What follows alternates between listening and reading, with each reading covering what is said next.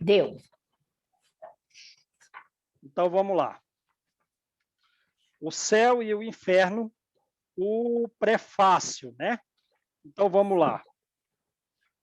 Prefácio, aí já tem uma nota do tradutor aqui. Este prefácio não fazia parte da quarta edição francesa de 1869. Essa quarta edição dessa obra não tinha prefácio. Não esse, pelo menos não esse. Edição definitiva, na edição definitiva, que foi a quarta, não teve esse prefácio, que serviu de base para esta tradução. Apareceu esse prefácio, quer dizer, ele utilizou de base para a tradução aqui do francês para o português, o Evandro Noleto Bezerra. Pelo menos o meu livro aqui é do Evandro Noleto, não sei o de vocês, né? Porém, ele pegou o prefácio e colocou aqui. De onde ele tirou, se não tinha na quarta edição, que serviu de base para a tradução? Apareceu na primeira edição do livro, publicada em 1865. Ao inseri-lo aqui, tivemos o objetivo, resgatar para as novas gerações estes escritos quase desconhecidos do codificador do Espiritismo e oferecê-los aos estudiosos da doutrina espírita. Beleza? Então vejam aí que o Evandro Noleto, ele basicamente traduziu a quarta edição, mas ele pegou a primeira, a segunda e a terceira, e, enfim, a primeira coisa que ele viu é que na quarta não tinha esse prefácio. Então, ele trouxe o prefácio de volta. Beleza? Tá. Beleza. Então, vamos lá. O título dessa obra, O Céu e o Inferno, indica claramente qual é o seu objetivo. E qual é? Pelo título, fica claro que o objetivo é qual? Nela reunimos todos os elementos destinados a esclarecer o homem quanto ao seu destino. Tudo a ver com o livro Ação e Reação, sim ou não? O livro Ação e Reação não vem falar isso? Vem. Então, o Kardec escrevendo Céu e Inferno quer nos esclarecer. Quer dizer, então, não somos esclarecidos? Não, não somos. O homem acha que sabe alguma coisa e não sabe nada. Não sabe nada com relação ao seu destino. Kardec vem nos esclarecer sobre o nosso destino. Com essas nossas publicações, como em nossas publicações anteriores sobre a doutrina espírita, quer dizer, ele está falando a respeito do Livro dos Espíritos, certo? Como em nossas publicações anteriores, então ele está falando alguma coisa que ele fez no Livro dos Espíritos, no Livro dos Médiuns e no Evangelho, e ele está fazendo a mesma coisa no Céu e Inferno. Sim? Ó, como em nossas publicações anteriores sobre a doutrina espírita, o que ele fez lá nos 3 livros anteriores ao Céu e Inferno, o Livro dos Espíritos, o Livro dos Médiuns, o Evangelho, nada colocamos neste livro que seja produto de um sistema pré-concebido ou de concepção pessoal. Deu para entender? Então ele diz, olha, todos os livros que eu escrevi da doutrina espírita que eu não tirei da minha cabeça. E, mais, nenhum grupo de pessoas reunidas, eles não conseguiram ter uma presciência desses conhecimentos. Não é uma inferência da cabeça de um grupo de pessoas o conteúdo de todas as obras espíritas até aqui escritas. Nem minha. Não é uma concepção minha nem de ninguém. Que, aliás, se fosse uma concepção pessoal ou um sistema pré-concebido pela cabeça de um ou de alguns, não teria nenhuma autoridade. Não teria valor. Não teria valor. Não teria autoridade, então não vale nada. Certo? Ora, aí a gente lembra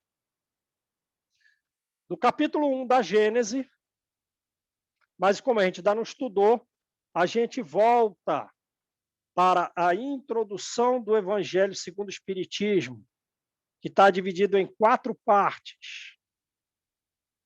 Uma dessas partes fala a respeito da autoridade da doutrina espírita. O que é que diz lá?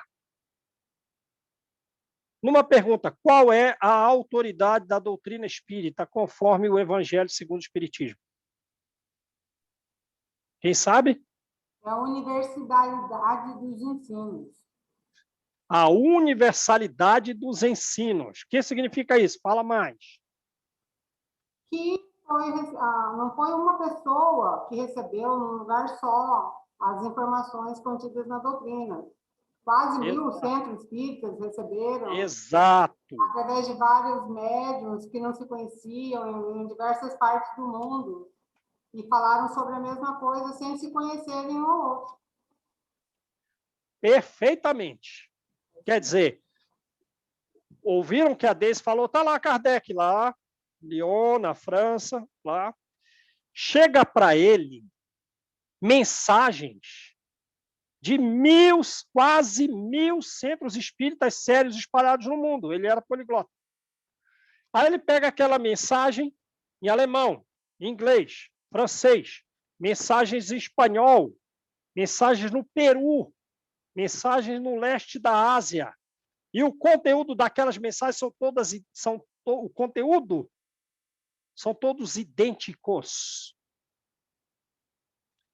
Então, esse conhecimento tem autoridade, porque ele foi dado quase que de forma instantânea na Terra, através de diversos médiuns que nunca se viram, nasceram e morreram sem se conhecer.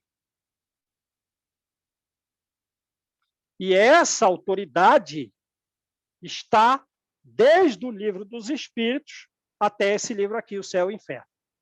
É isso que ele está dizendo. Certo? Tudo foi deduzido da observação e da concordância dos fatos.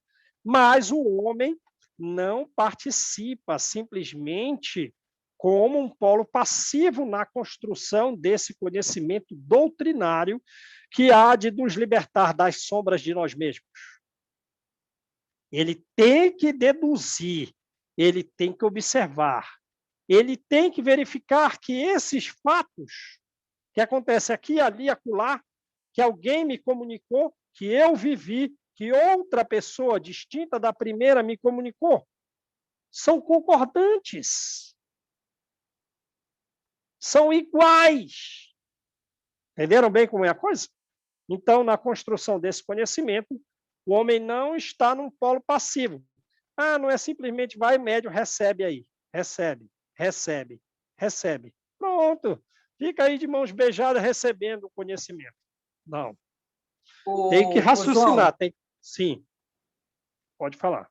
Desculpa interromper seu raciocínio.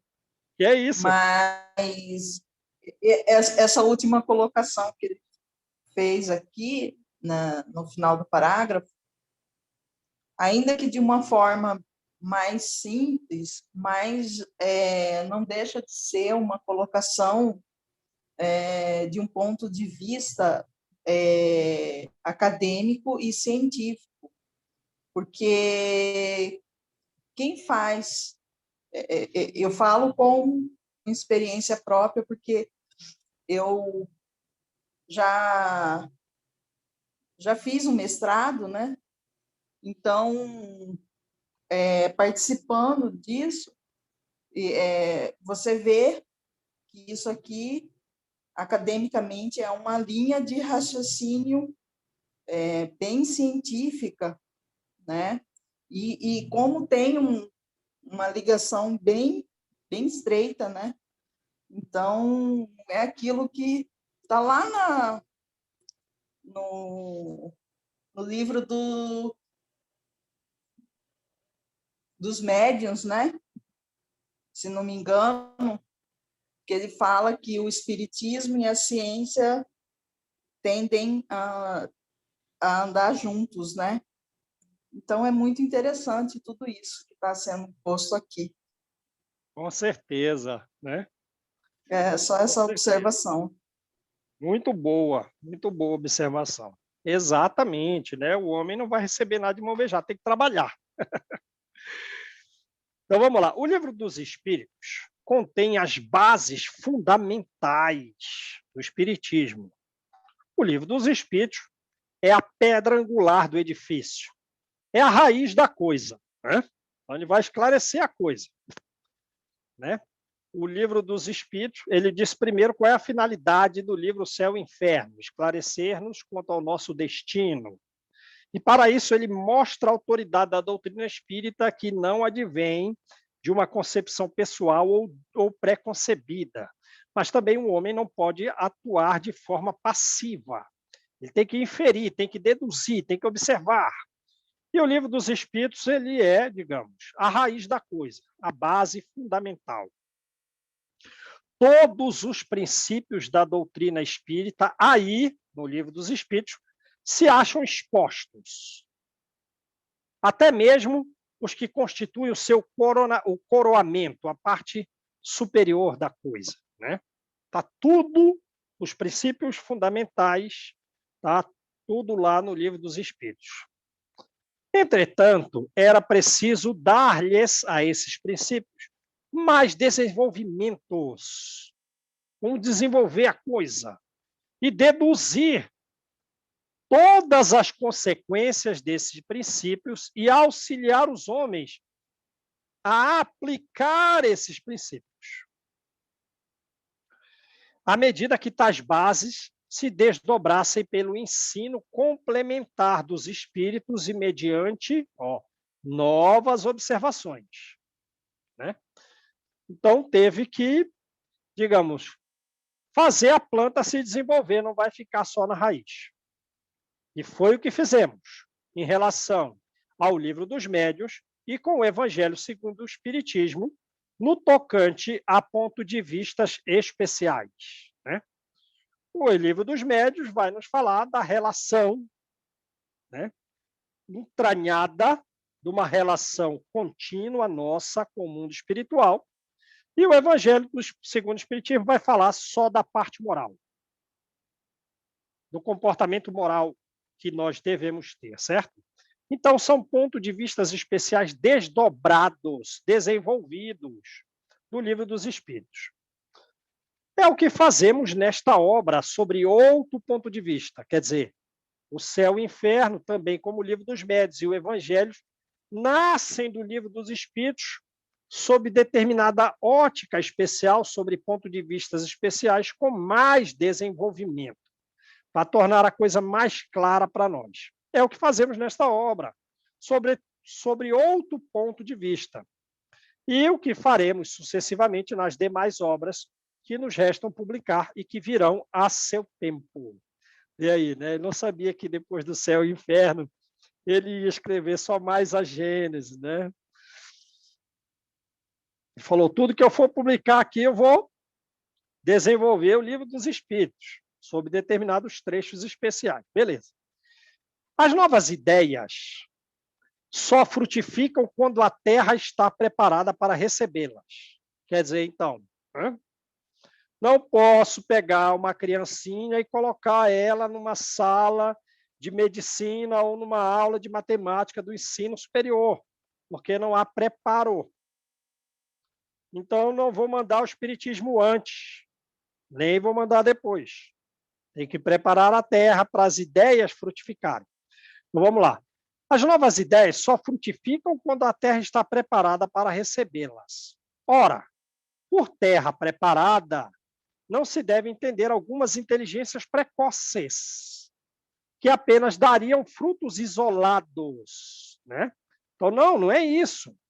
Não é porque tem alguém ou alguns inteligentes na Terra, mas existe um certo conjunto na predisposição geral, a fim de que não só dê frutos mais abundantes, senão que a ideia, ao encontrar maior número de pontos de apoio, também encontre menos oposição e seja, assim, mais forte para resistir aos seus antagonistas, beleza?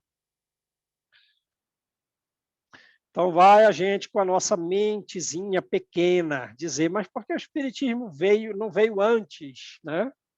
Mas por que o Espiritismo não veio depois? Aí podemos perguntar a nós mesmos, mas vem cá, a gente está querendo substituir Jesus nas decisões do mundo?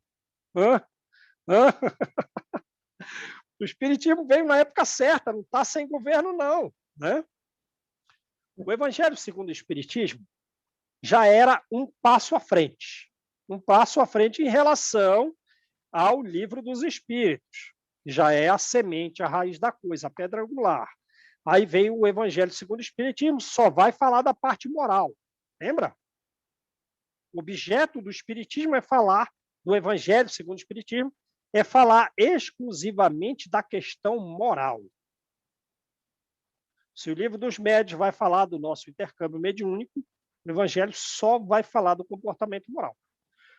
O céu e o inferno é um passo a mais.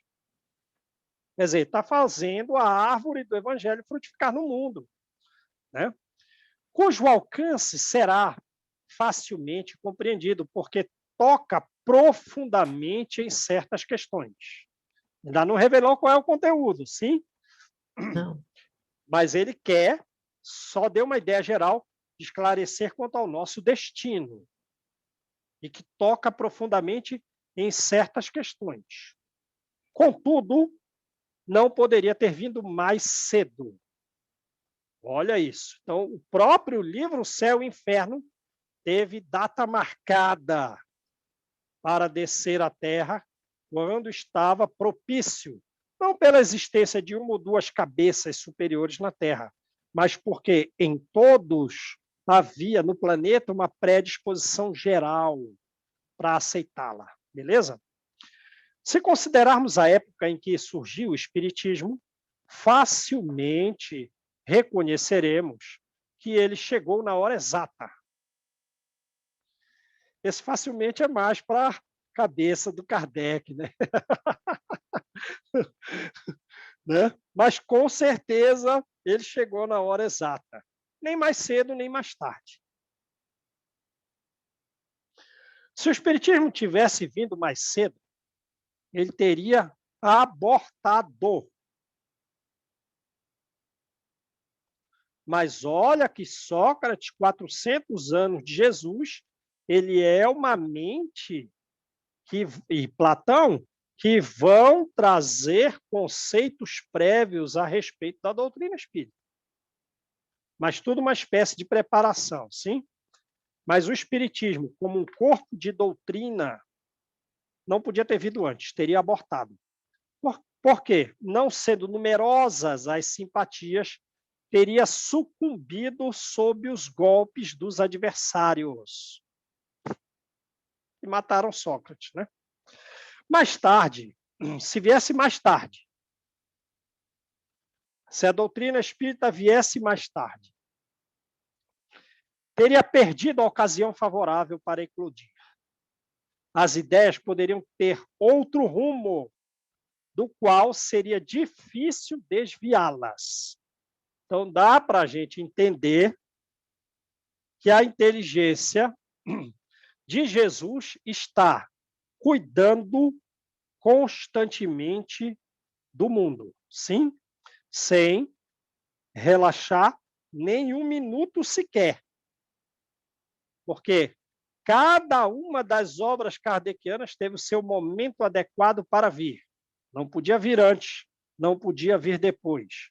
Se vem antes, sucumbiria, teria abortado. Se vem depois, estaria desviado.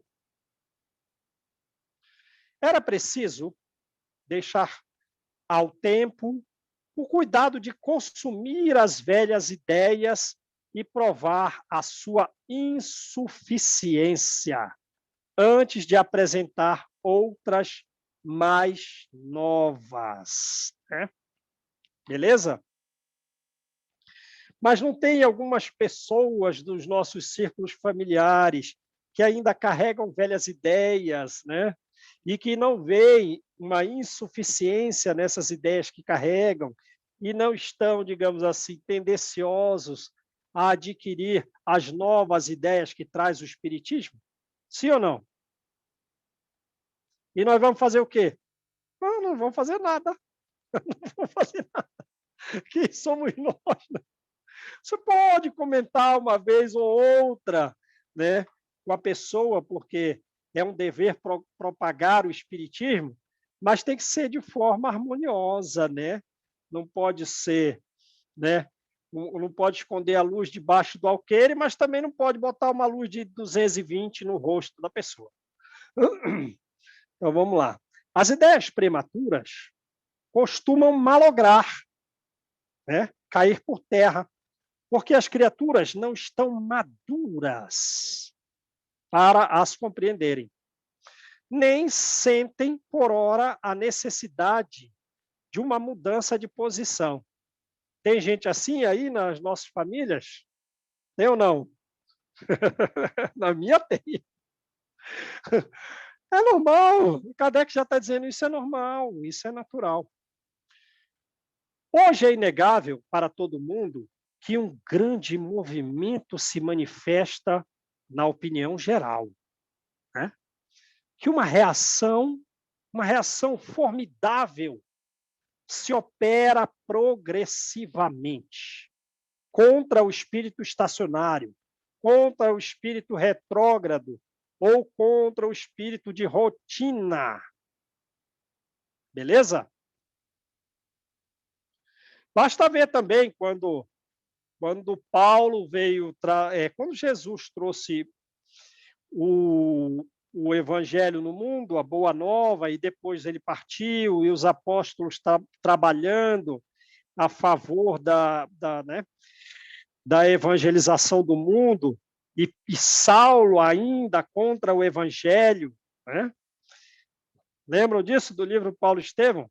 As pessoas mais de idade, algumas pessoas mais de idade, em regra, algumas pessoas mais de idade, tinham simpatia pela boa nova, mas não queriam mudar de religião. Lembram disso? Né? Qual foi aquele casal que ficou, Áquila e Prisca, né? Ficaram presos com Paulo no deserto? O pai de Áquila, ele era dono de uma padaria, mas ele gostava do estudo da lei de Moisés, mas tinha simpatia pelo ensino da Boa Nova. Mas uma pessoa que era, digamos assim, partidário de Saulo, o acusou injustamente como alguém que participava da Boa Nova, e era mentira. Porque ele já velhinho não queria mudar de religião, só tinha simpatia para ficar com a padaria dele. Compreenderam bem a coisa? Então, aqui, mais ou menos, com o Espiritismo se dá a mesma coisa, né? Tem um movimento geral, mas algumas. E há uma ideia, né? Mas que também não pode ferir os outros, né? Mas uma ideia progressiva de vencer o espírito estacionário, retrógrado ou de rotina. Mas algumas criaturas não estão maduras para compreender a coisa, né? Então, vai devagarinho. Então, vamos lá. Ó. Que uma reação formidável se opera progressivamente contra o espírito estacionário retrógrado de rotina. Que os satisfeitos da véspera são os impacientes do dia seguinte, né? Que a alma busca uma ambição, um desejo, né, de melhora. Que o que estava bom agora não está bem.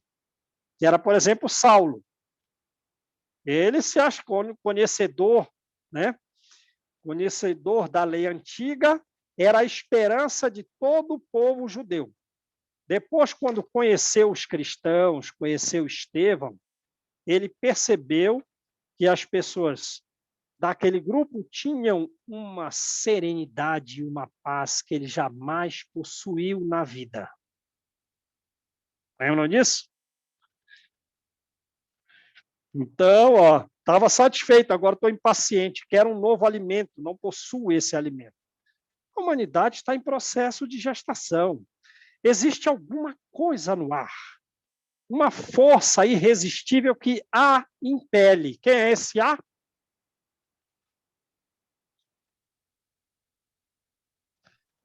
Quem é esse? A humanidade. Existe uma força irresistível que impele a humanidade à frente. A semelhança de um jovem mal saído da adolescência e que entrever novos horizontes, embora não possa definir, e que se desfaz das fraldas da infância. Sim? É ou não? Volta para trás. Quem diria que um dia a gente seria espírita? Quem diria que um dia nós estaríamos trabalhando nas atividades espíritas que hoje nós trabalhamos? Nós não parecemos... Nunca imaginei. Nós não parecemos... Nós não parecemos até hoje. Um jovem mal saído da adolescência que entrevê os horizontes, quer dizer, está meio nublado, não entrevê bem, mas não sabe, por essas obras que nós estamos fazendo, trabalhando, qual que é o objetivo da espiritualidade superior, sim ou não? Sim. A gente sabia que ia fazer essa atividade, fazer aquela, e onde vai parar a atividade que nós fazemos atualmente? Sabemos? Não. Não. Então, não somos nós que nos dirigimos. Apesar de termos a liberdade de seguir o plano. Mas Sim. o plano não foi a gente que traçou. A gente está como um jovem e não sabe bem onde vai parar o que a gente está fazendo. Então, vamos lá. O homem quer coisa melhor. Alimentos mais sólidos para a razão. Alimentos mais claros, alimentos mais profundos, para desvendar o seu futuro, para traçar um caminho de felicidade. Esse desejo do melhor, porém, não está bem definido. A gente não tem uma cabeça muito clara. Mas estamos na busca. Buscam-no sem cessar, né? Esse desejo do melhor, esses elementos mais sólidos para a razão. Todos trabalham para isso, desde o crente até o incrédulo, desde o lavrador até o sábio. Sim ou não? Sim. Estamos unidos pelos trabalhos uns dos outros? Sim. Gerações unidas, né? Através dos serviços uns dos outros? Sim. Precisa exemplificar isso para ficar mais claro ou não? Nem precisa. Não. Quanto trabalho para trazer isso aqui, ó? Quantas mentes raciocinando? Ixi. Quantas mortes não foram evitadas pela luminosidade posta nos postes das ruas e assaltos? Nós somos um corpo coletivo e dependemos uns dos outros para progredir. Sim? E aquele milho que chega aqui em casa, o pão, teve muito suor. Tem muita gente em laboratório pensando em semente. Teve gente transportando, enfim. Mas eu continuo esperando a vaga no puxadinho. Né? Pensa no benefício de uma moeda que circula de mão em mão. Abençoa o médico que nos opera e nos aplica os remédios, as vacinas contra os Covid, e aquele dinheiro que o médico ganha passa para a mão dos professores que cuidam dos filhos dos médicos, que, por sua vez, levam conhecimento a outras crianças que também amadurecerão, terão filhos, dialogam com outros jovens, enfim, o benefício que se faça, que nós podemos fazer, é imorredouro.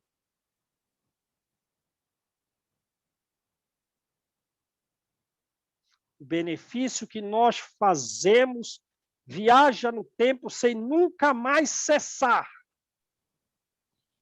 Bacana. Pensa aí, as aulas estão chegando lá em Moçambique, né? Exato, e os moçambicanos conversando sobre as aulas.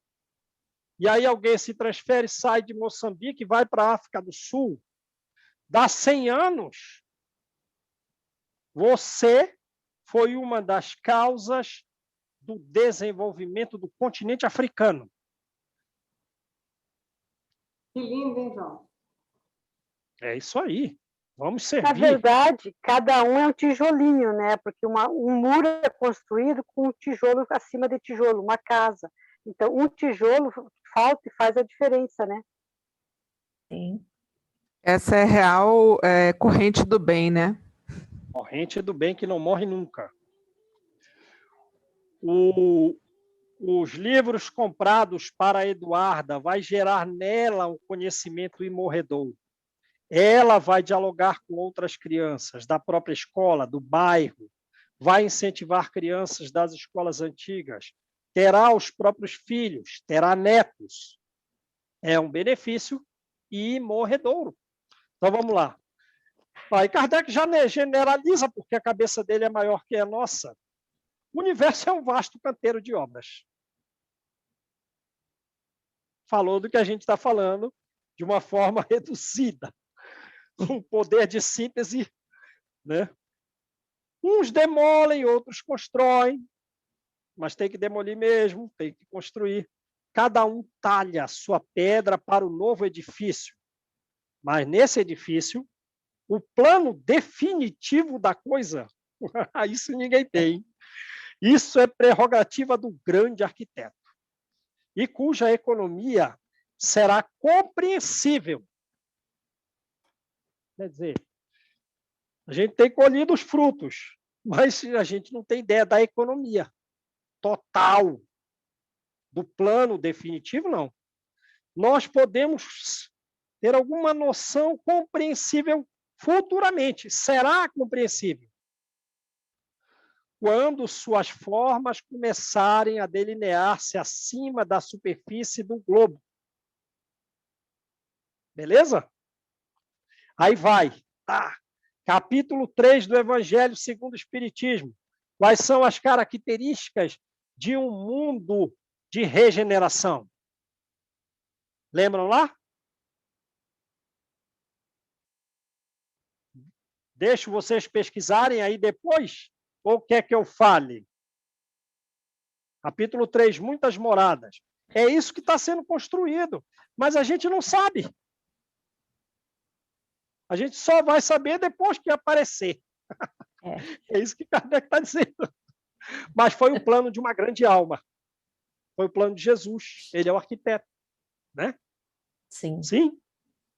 Mas no mundo de regeneração, o que acontece?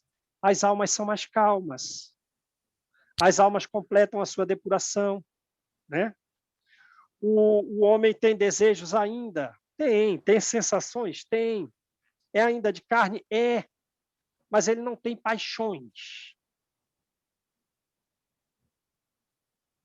As quais, hoje em dia, quer dizer, foi pior, mas estamos nos libertando. É o prefácio do Ação e Reação. São paixões escravizantes. Paixões às quais nós estamos escravos. Estávamos. No mundo de regeneração, não sabemos ainda. Mas o homem não é orgulhoso. O homem não é invejoso. O homem não tem ódio. Todos... Hã?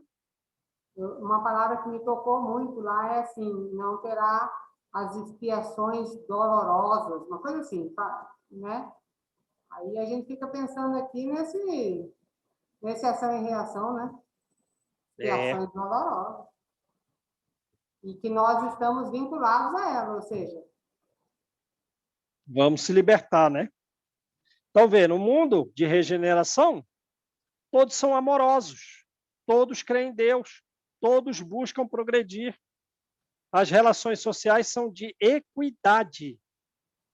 Não somos felizes, porque o mundo de regeneração é um mundo transitório. O que é o mundo transitório? É um que está entre quais? O de expiação de provas e o mundo feliz. Então, não é feliz, não, mas tem uma aurora de felicidade, né? O Haroldo falou uma palestra dele há pouco tempo aí sobre essa transição planetária, que eu não sei de onde que ele tirou, eu não lembro a hora que ele falou, só sei que ele falou que Emmanuel tinha dito que talvez 1000 anos nessa regeneração, não é uma coisinha assim, Não, de hoje para não é amanhã. não é uma transição ligeira. Não, você pensa bem, todos os homens são calmos. Todos os homens têm provas, mas não têm expiações. Todos acreditam em Deus, todos buscam progredir para Deus. As relações são de equidade, né? Então, percebe? Vai ser fácil que a gente vai construir isso? Nesse mundo da regeneração, o homem ainda é de carne. É de carne. Mas ele é menos materialista. Ele tem uma visão melhor do futuro. Ele sabe. Eu fiquei pensando assim, quantas vezes que a gente ainda vai voltar, né, João? 1000 anos, já fiz as contas já. Vai, volta, sei lá quantas vezes. Aí umas 10 vezes, de 100 anos estão aí. Né? Então, sabe que a felicidade, o homem sabe que a felicidade vai depender do seu comportamento digno. É todo mundo que sabe isso? Não, hoje em dia não. Mas quando todo mundo tiver essas características, aí sim estamos regenerados, beleza? Dá tem um chão, sim. Dá tem um chão. Ô, Júnior. Mas esse é o plano do arquiteto, né? Vai. Pode falar. Até porque todos, ele usou essa palavra, né? Todos, tem que ser todos, não é Todos. menos um, né? Não, Imagina, não é menos um. Imagina, se tem um dos ciclos da Terra que tem 28 mil anos, para eles lá, para os espíritos, né, para Jesus, não é nada. E nós estamos no final de um desses ciclos aí de 28 mil anos. Por isso que o pessoal está falando, corre, te arranca que está terminando. Falta 1000 anos para terminar esse ciclo de 28 mil. Quem ficar aqui, ficou. Quem não ficar, é porque não vai fazer parte do todos. Então, 10 mil anos não é nada, não é nada. 10 vidas. 1000 anos não é nada. Que ciclo qual é esse ciclo de 28 mil anos, que daqui 1000 anos termina? Onde a gente vê isso? No Apocalipse, vai lá no Haroldo Dutra Dias, Apocalipse, ele vai falar isso aí. Quem não aproveitar esse final desse ciclo aí de 28 mil anos, que nós estamos no último 1000 anos, ele fala assim, vai para outro planeta. Deise, acho que eu tenho a palestra. Passa para mim. Eu acho que eu mando para você o link. Manda no grupo. Tá. Tá, eu vou mandar no grupo. Beleza. Ainda tem mais aí. Vocês lembraram uma coisa. Cheguei na regeneração. Cheguei. Eu ainda posso falir. Verdade. E, por consequência, cair para um mundo de provas e expiações. Verdade. Por quê? Porque, digamos, o mundo está regenerado? Está. Mas o mal ainda não perdeu todo o seu império. E um ou outro...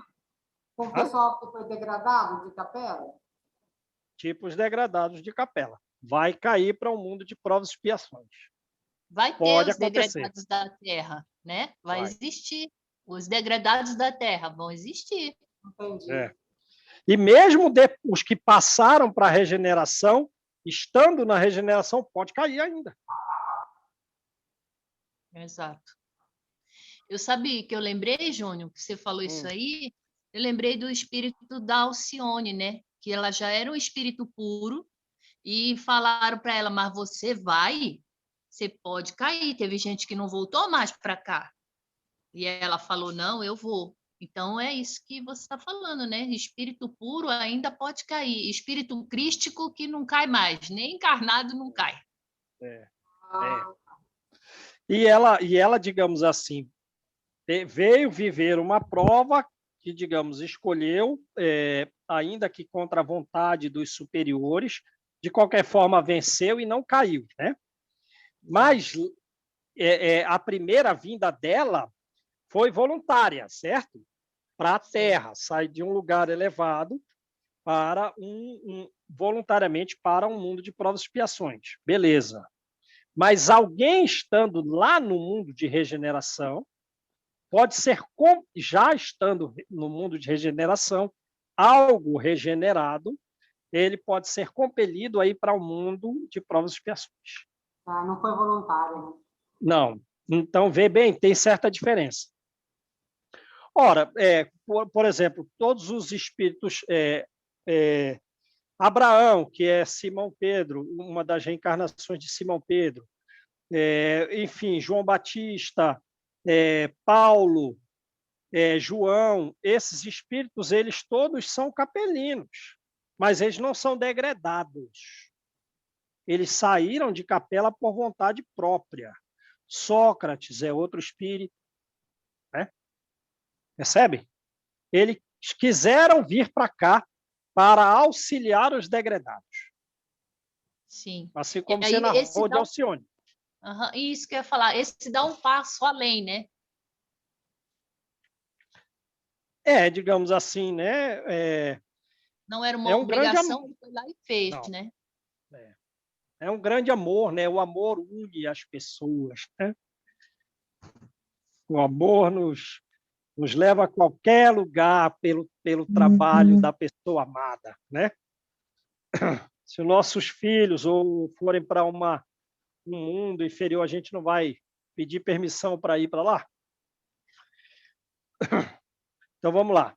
Os espíritos que presidem, que são os presidentes, presidem ao grande movimento regenerador, agem, pois, com grande sabedoria e agem com previdência, coisa que os homens não podem fazer. Nós não temos grande sabedoria e nem somos previdentes, né? Às vezes, gasta mais dinheiro que deve, no mês seguinte está apertado. O que aconteceu? Foi falta de previdência. Imprensou as contas. Né? Mas os espíritos superiores, que querem a regeneração do mundo, a sabedoria que jamais tivemos, uma previdência que jamais tivemos. Porque aqueles, os espíritos superiores, abrangem a marcha geral dos acontecimentos. Enquanto nós outros não vemos senão o círculo limitado dos nossos horizontes. Sim ou não? Verdade ou não? Surge o coronavírus, lá no final do ano passado, o plano espiritual já tocou uma corneta. Já vem milhões de espíritos para ajudar os homens, e nós queremos descobrir, assim, quando que surgiu, como surgiu. Eles têm a visão do todo. A gente tem a visão do círculo acanhado. Tendo chegado os tempos da renovação, consoante os decretos divinos, era necessário que, no meio das ruínas do velho edifício, o homem vislumbrasse, para não ser colhido pelo desânimo, as bases da nova ordem das coisas que iria estabelecer-se, né? Então, a gente tem uma noção primeira, só para não desanimar. Aí, aquilo que eu falei antes é das palavras do céu e inferno. Olha aí. Era preciso que o marinheiro, nós, pudéssemos perceber a estrela polar que o haveria de nos guiar ao porto, beleza? Então, pelo menos a visão da estrela polar. A sabedoria dos espíritos, que ao aparecimento do espiritismo que o aparecimento do espiritismo tornou patente, e que foi revelada essa sabedoria perceptível pelo aparecimento do espiritismo, e que foi revelada quase instantaneamente por toda a Terra e na época mais propícia, não é menos evidente na ordem e na gradação lógica das revelações complementares sucessivas. Deu para entender? Entenderam aí, gente? Surgiu o Espiritismo. Para quem foi atento, dava para ter uma noção da grande sabedoria dos espíritos. E eles apareceram instantaneamente em toda a Terra, como falamos aí, mais de 1.100 espíritas se comunicando com Kardec. Só que essa sabedoria dos espíritos não ficou revelada somente no advento do espiritismo, de forma universal e instantânea em todo mundo, mas também se revela na ordem, na gradação lógica do que é revelado. Beleza? Começa com o livro dos Espíritos, vai para o livro dos Médiuns, vai para o Evangelho segundo o Espiritismo, vem agora o Céu e o Inferno, e mais à frente está o Chico produzindo mais de 420 livros, e o Divaldo mais de 200. Percebe? Tem muita sabedoria nas ações do plano espiritual.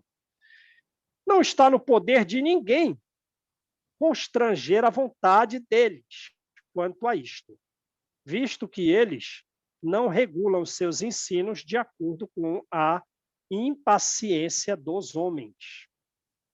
Então, não dá para a gente constranger os espíritos, né? Quando vocês tiveram contato com uma espiritualidade superior aí, né?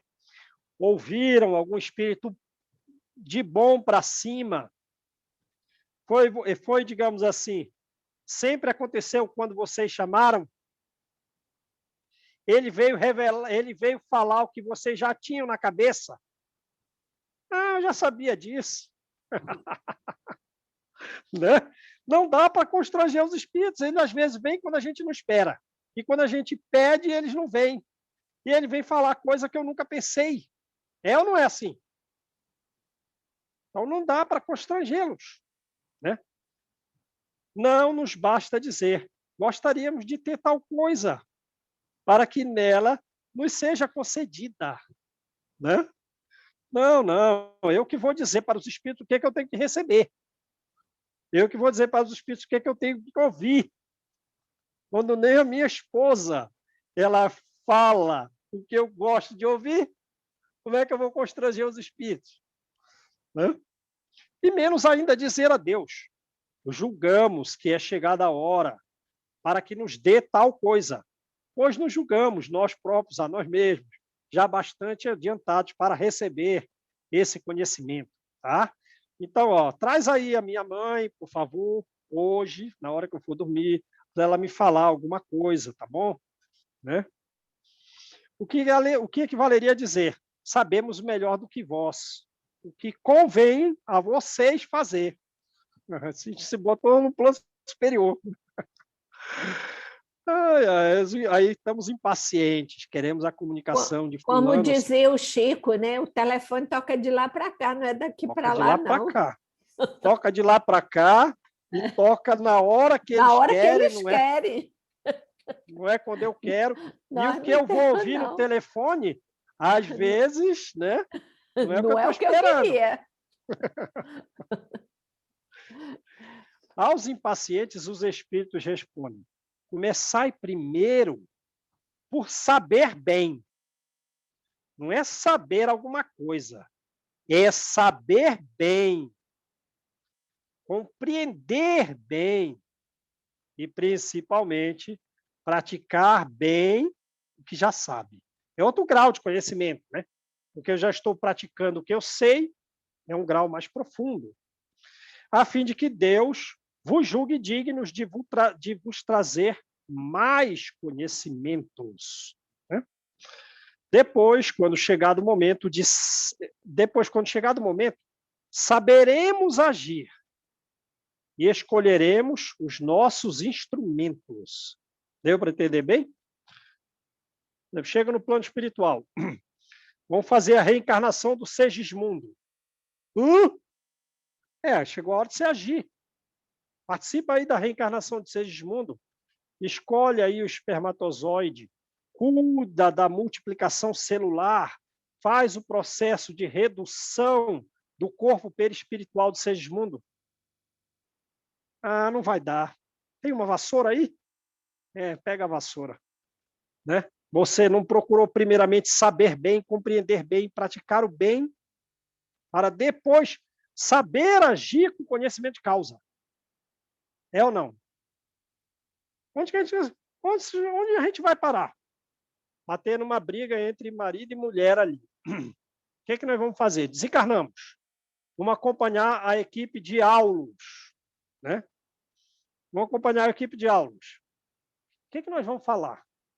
Faz aí esse pessoal dormir, dá um processo de hipnose, põe eles para dormir aí, vamos desdobrar ele no plano espiritual, faz eles retornar à memória daquele tempo mais de atrito de 100 anos atrás, para que eles dialoguem ali e aquele colocar para fora, controlado pelos espíritos superiores, possa apaziguar essa relação de atrito. Ah, não vai dar. Me dá a vassoura aí. Me dá a vassoura. Não vou conseguir. Percebem bem como é a coisa? E se tiver Vou uma participar. vassoura, tá bom demais ainda, hein? Onde é que a gente quer chegar? Vamos participar de um processo de desencarne. Começa a desencarnar aí, primeiro na região genital e depois para a região estomacal. Esse. Me dá a vassoura. Tem que começar aqui, né, Júnior? Vai ter uma reunião de materialização, mas o pensamento desse pessoal está muito confuso. Deise, monta uma garganta aí com esses fluidos que está exalando do médium já, agora. Traz a vassoura. Monta uma garganta, fala por ela, para ouvir um fenômeno de voz direta. Já pego logo, eu vou pegar o balde, o pano, o rodo e vou fazer a faxina. Porque... Entenderam onde é que a gente tem que chegar? Entenderam onde a gente tem que chegar? Sair de perto, né, Malu? Eu te ajudo, Malu. Está complicando. Se disser para Alexandra aí, monta uma garganta aí rápido, com esses fluidos, ela talvez monte. Se disser para mim, monta uma garganta aí, João, eu não sei nem como é.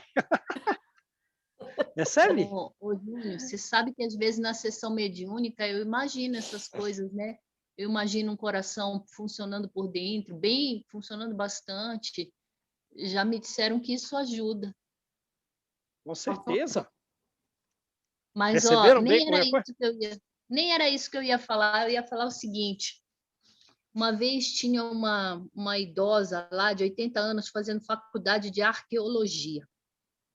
E ela estava empolgada, assim, animada, que o Divaldo tinha ido para a França dar uma palestra. E ela disse, quando eu terminar a faculdade, eu vou fazer isso, aquilo, outro. Mas se eu morrer, ela falou, se eu morrer antes, eu já vou para lá, arqueóloga. Então, é isso que você está falando, né? A gente começa aqui, começa a estudar aqui, psicologia, filosofia, vamos estudar qualquer coisa, pedagogia, não vamos parar de estudar, gente, não é isso? Perfeito. Aí lá do outro lado a gente vai agir com conhecimento de causa.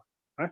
Teve alguém que caiu no ataque epilético, é um processo obsessivo grave, não é uma epilepsia que deriva de causas físicas, é algo de um processo obsessivo.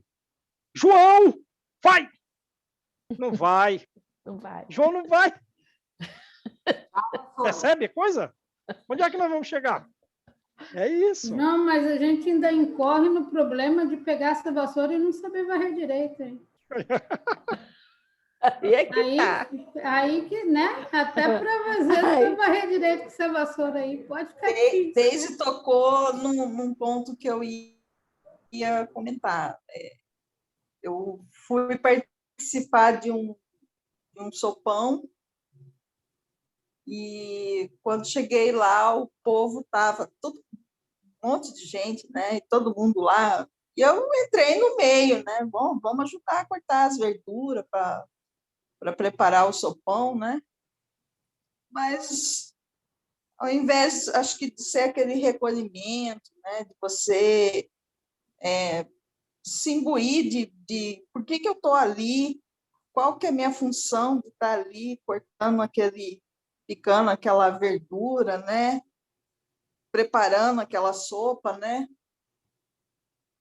Tá todo mundo papapá, papapá, papapá, e aquela saía uma piada, aquela risada aiada, né? E aquilo foi, né, ficando pesado o ambiente. E eu me fechei e entrei em mim, né? Eu falei, me isolei de todo mundo e deixei, esqueci. E para mim, eu procurei refletir por que eu estava tendo que picar aquelas verduras ali, naquele domingo cedo, tomando aquele sol na cabeça, né?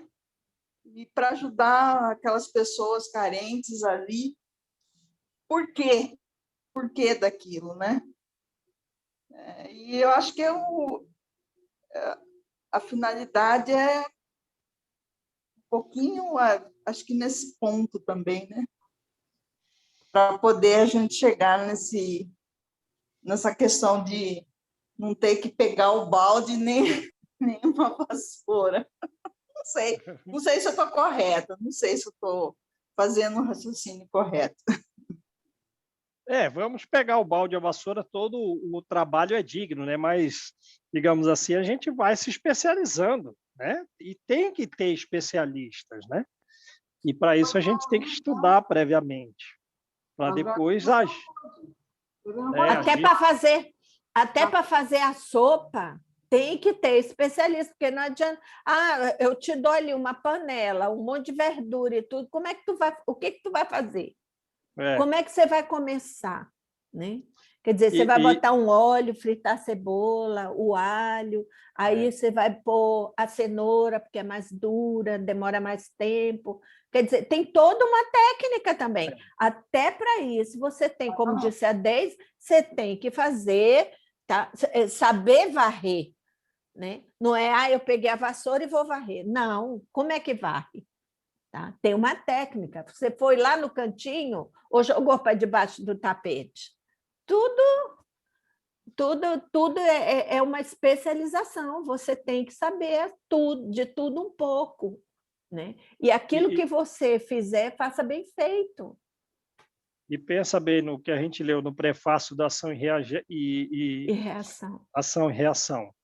Nós estamos aqui com uma oportunidade, né, rememorando o passado. Aí, beleza. Nós damos aulas para crianças carentes. Nossa, mas como esse pessoal é bonzinho, né? Eles dão aula para as crianças carentes. Volta lá no passado. Porque você está, né, no processo de reencontro na reencarnação atual. O que foi que fizemos para eles? Sim. Tiramos até eles das escolas. Não deixamos estudar.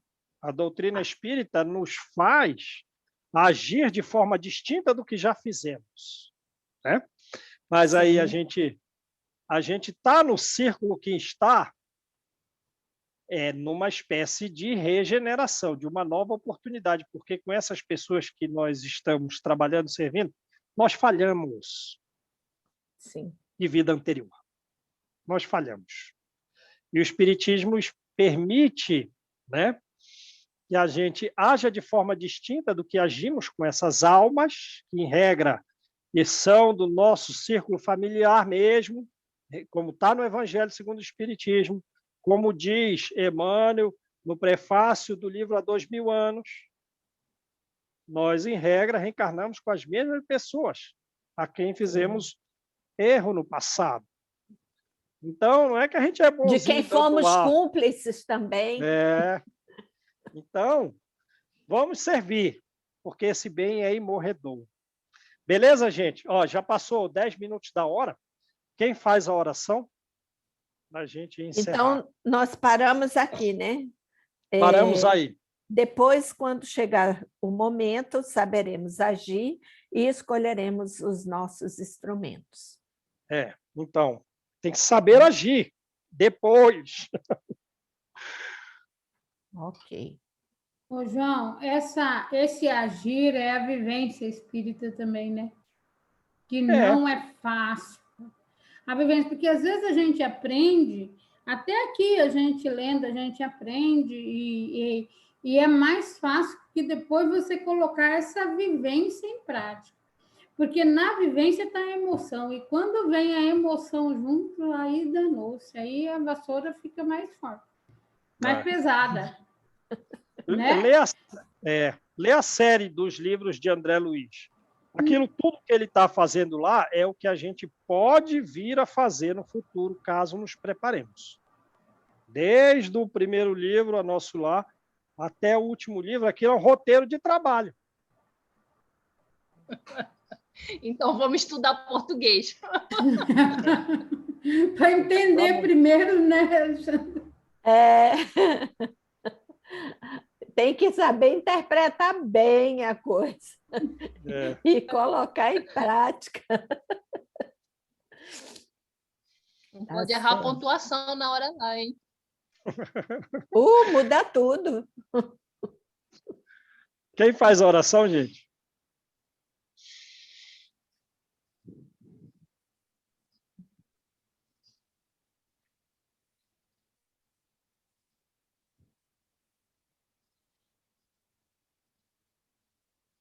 Faço.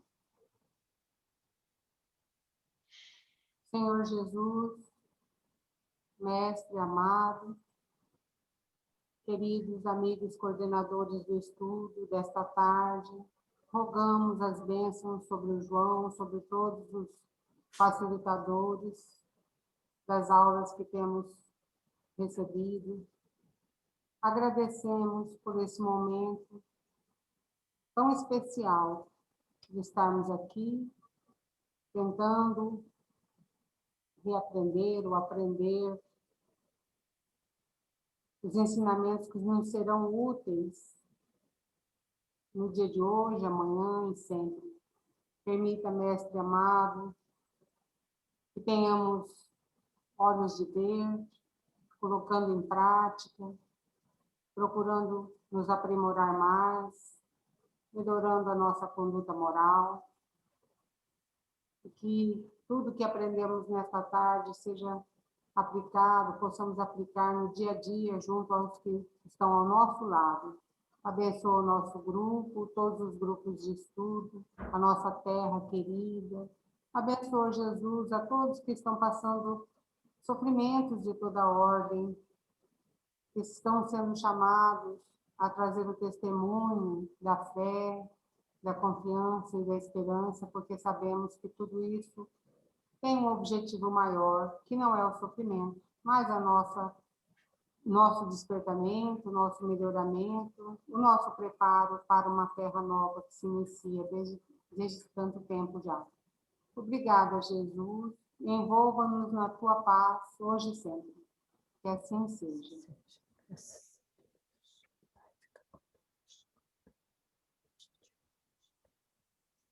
Beleza, gente. Tchau, tchau. Beleza. Tchau, gente. Um abraço. Tchau, gente. Até a Tudo de próxima. bom, gente.